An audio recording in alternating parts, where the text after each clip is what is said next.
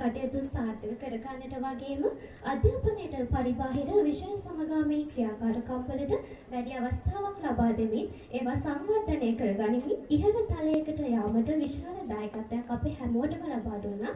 ඒ වගේම තමයි පාසලේ දෛනික පිරිසිදු කිරීම කටයුතු දෛනිකව නිවැරදිව සිනහමුසු මුහුණින් ඒවා අධීක්ෂණය කරමින් පාසලේ අලංකරණය වෙනුවෙන් විශාල මෙහෙවරක් මෙතුමිය අප පාසලට ලබා දුන්නා. ඒ වගේම තවත් ව්‍යාපෘතීන් ගණනාවක් පාසලේ සංවර්ධනය සඳහා දියත් කළා. ඉතින් පාසලේ සංවර්ධනය හා සෑම දරුවෙකුගේම ප්‍රගතිය පිටුපස මැඩම්ගේ නිහඬ කැපවීමක් තිබුණා. ඉතින් පාසලට විශාල සේවයක් ඉටු කරලා අද දින අපේ නික්ම යාම පිළිබඳව හදවතේ කනගාටුවක් තිබෙනවා. ඉතින් ඒ කොහොම නමුත් ඔබතුමියගේ ඉදිරි වැඩ කටයුතු සාර්ථකව ඉටු කර ගැනීමට ශක්තිය ධෛර්යය ලැබේවායි කියා ප්‍රාර්ථනා කරමින් මා නිහඬ වෙනවා. ස්තුතියි.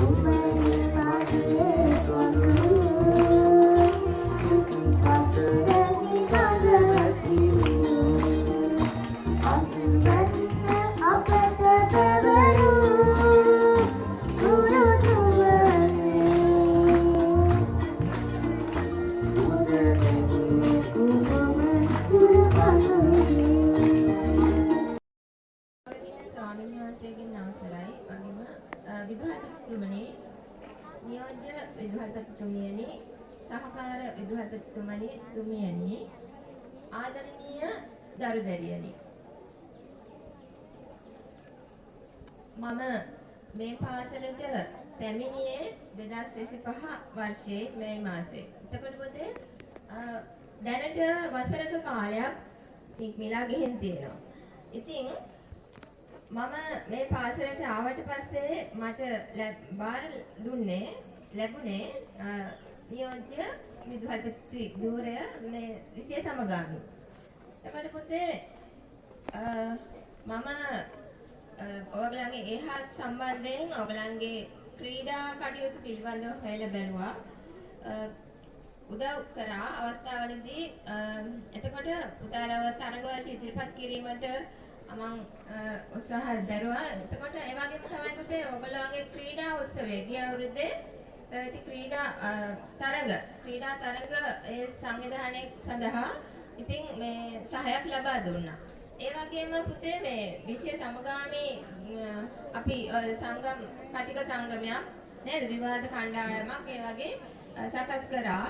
මට මේ වසරක කාලය තුල මම ඊට අමතරව පුතේ මේ පරිසර අලංකරණය පිළියෙත අලංකරණය පිළිබඳව කටයුතු කරා. මට මුලින්ම විදුහල්පතිතුමා සාකච්ඡා කරා අපි මේ පාසලේ පිළියෙත අලංකරණයක් කරන්නේ කොහොමද කියන එක. ඊට පස්සේ යනවා විදුහල්පතිතුමාගේ උපදෙස් විතරම අපිට ලැබුණා. ඒ උපදෙස් අනුව කටයුතු කරලා මේ පාසලේ දෙමාපියන්ගේ සහයෝගය ඇතුව මේ මල් වලින් මේ මල් පැල සිටවලා ලස්සන කරා. දැන් පුතේ මේ ඒ කටයුතු සඳහා පාසලේ දෙමාපියන්ගේ නොමැති සහායක් ලැබුණා. ඒ වගේම මේ දුවදරුවන් ඉතාම කැපවීමෙන් මහන්සි වෙලා ඒ කටයුතු මාත් එක්ක එකතු වෙලා කටයුතු කරා. අපි මල් පැල ගේන්න ගියා නේද? ඒකට දෙමාපියෝ සහයෝගය දුන්නා. මල් පෝච්චි ගෙනත් දුන්නා. මුල්ම කටයුතු විදිහට මම කරේ ඒ දේ. ඉතින් මම මේ පාසලට 2025 වර්ෂයේ එනකොට ළමයි හැඩ ගැහිලා තිබුණා. තමන් මේ කිරි පැකට් එකක් බිව්වනම් කිරි පැකට් එක ඉන්න තැනම දීපු තැනම දාලා යන ස්වරූපයක් මම දැක්කා. තමන්ට මේ තමන්ගේ පාසල පිළිබඳව හැඟීමක් නැති තත්ත්වයක් සමහර ළමයින්ගෙන් පෙන්නුම් කරා. ඉතින් පුතේ ඒ ළමයින්ගේ ආකල්ප සංවර්ධනය කරන්න යම්කිසි දායකත්වයක් මට දෙන්න පුළුවන් වුණා. ඒ තුල අද පාසල් පරිසරය එදාට වඩා සුන්දර බවක් අලංකාරයක් ලැබිලා තියෙනවා. පුතේ ඕගොල්ලෝ තමන්ගේ කියලා හුඟක් දේවල් ආරක්ෂා කරනවා නේද? තමන්ගේ ඇඳුම් පැළඳුම් ටික නේද? ඒ වගේම පොතපත අනේ හැමදේම නාස්ති වෙනවට ඔයගොල්ලෝ කැමති නැහැ. නේද? කවුරුත් කෙනෙක් ඒවා හානි කරනවට කැමති නැහැ. තමන්ගේ ගෙදර දොරට ඉතාලම ආරක්ෂා කරනවා. පුතේ මේ ඕගොල්ලෝ ඉගෙන ගන්න පාසල ඕගොල්ලෝ කියන්නේ ඔයා කියන්නේ මේ පාසල මොන පාසල විදියටද? ඔයා කියන්නේ මේ පාසල මගේ පාසල කියලා. නේද? ඒ මගේ කියලා කියන්නේ මේ ඉගෙන ගන්න පාසලට ඔයගොල්ලෝ ආදරය නිසා. නේද? එතන මේ මගේ පාසල අපි විනාශ වෙන්න දෙන්න දිය යුතුද? දිය යුතු නැහැ. නේද? මගේ පාසල මම ආරක්ෂා කර යුතුයි. මගේ පාසල මම සුරැකිය යුතුයි. නේද? ලස්සනට තියාගන්න ඕන. ලස්සනට. පුතේ මුලින්ම මම කිව්වා පිරියත අලංකරණයක් පිළිබඳ මම කටයුතු කරන්න යෙදුණා. එතකොට මුලින්ම මම ළමයින්ට කියලා මල් පැල ගෙනල්ලා මේ හිටෙව්වට පස්සේ ඒක යම්කිසි සංවේදජනක සිද්ධියක් සිද්ධ වුණා. හිටවපු මල් පැල ඊළඟ දවසේ ඇවිල්ලා බලනකොට ගලවලා දාලා. නේද? යම්කිසි කෙනෙක් කරපු අකටයුතු වැඩක්. පුතේ මම පාසලට ඇවිල්ලා වසරයින ගත වුණේ. එතකොට මම යම්කිසි දෙයක් පාසල වෙනුවෙන් කරා. මම ඒ දේවල් රැගෙන යන්නද මම ඒ දේවල් කරේ? නේද? මට ඒවා නොකර නිකන් ඉන්න තිබ්බනේ. මම ඒ දේවල් කරේ මේ පාසලේ ඉගෙන ගන්න දුවදරුවන් වෙනුවෙන්. ඒක මම ඔයගලන්ට පුතේ මට දැන් මල් පැද ගෙනල්ලා ගිහිල්ලා තෝරලා ඒව ගෙනල්ලා ඒව හිටවලා ඒ කටයුතු නොකර ඉන්න තිබ්බනේ. මම ඒ හැමදේම කරේ ඕගලන්ට ආදර්ශයක් වෙන්න. නේද? අපි බලාපොරොත්තු වෙන්නේ ශිෂ්ට සම්පන්න පුරවැසියෙක් සමාජයට දායාද කරා. ඉතින් එතකොට ඒකට අපි ආදර්ශමත් වෙන්න ඕනේ. නේද? ඒ ආදර්ශය මම ඕගලන්ට දුන්න කියලා මම හිතනවා. ඉතින් පුතේ යම්කිසි දුරකට මම අද සතුටු වෙනවා. ඕගොල්ලෝ අද බලනකොට අද ඒ ආකල්ප දරන මිනිස්සු එක්ක හැදිලා තියෙනවා නැත්නම් ඒ පාසලේ නැතුව වෙන්නේ නැති. ඉතින් මම ඒ ගැන සතුටු වෙනවා. මගේ බලාපොරොත්තු වුණේ ඒකයි සෑම ශිෂ්‍යයෙක්ම මේ මගේ පාසල කියන හැඟීම ඇති කරන මම ආදර්ශයක් ඔයගලන්ට දුන්නා.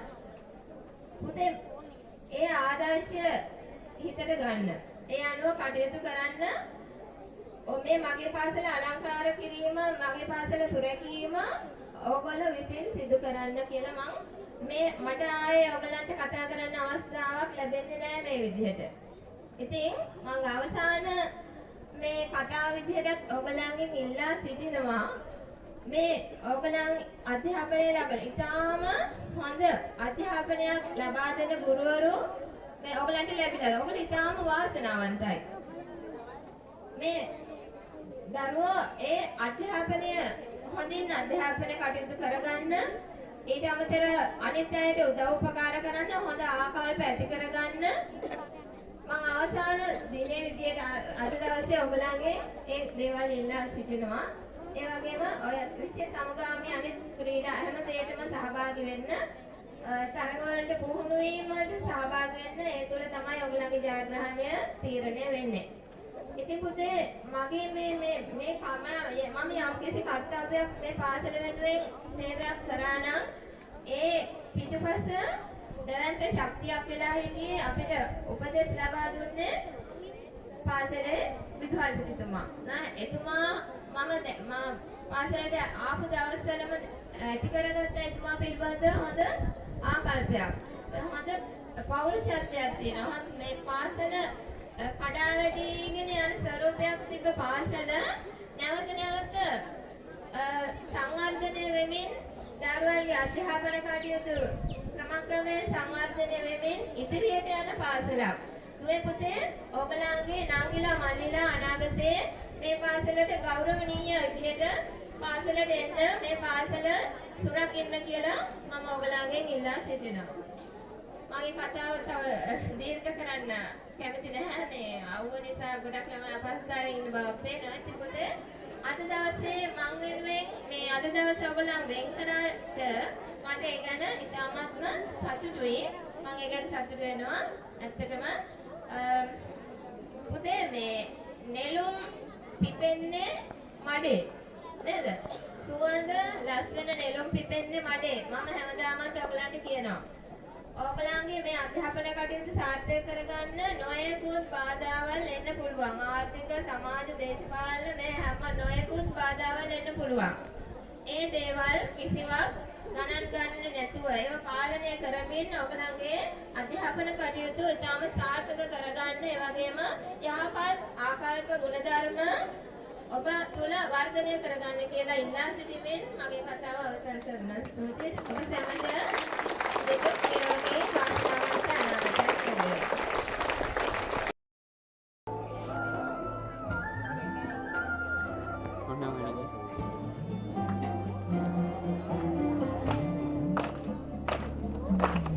දේවල් පහර බිඳ ගුරු ළඟ තනකාපු උමරෙක් සිටියා ලොපෙර කල කාපු මඩ දියුණක් නිල් දියකට හරවාපු උවරු සිතයි ලොවකට අපි නොසිතාපු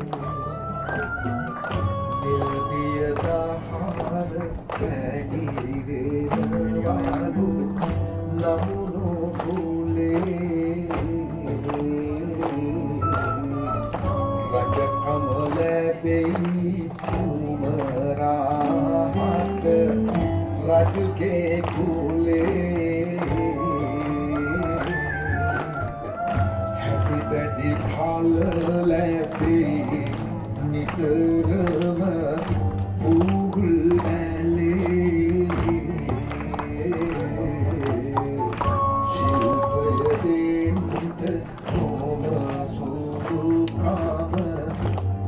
රජුගේ කාලේ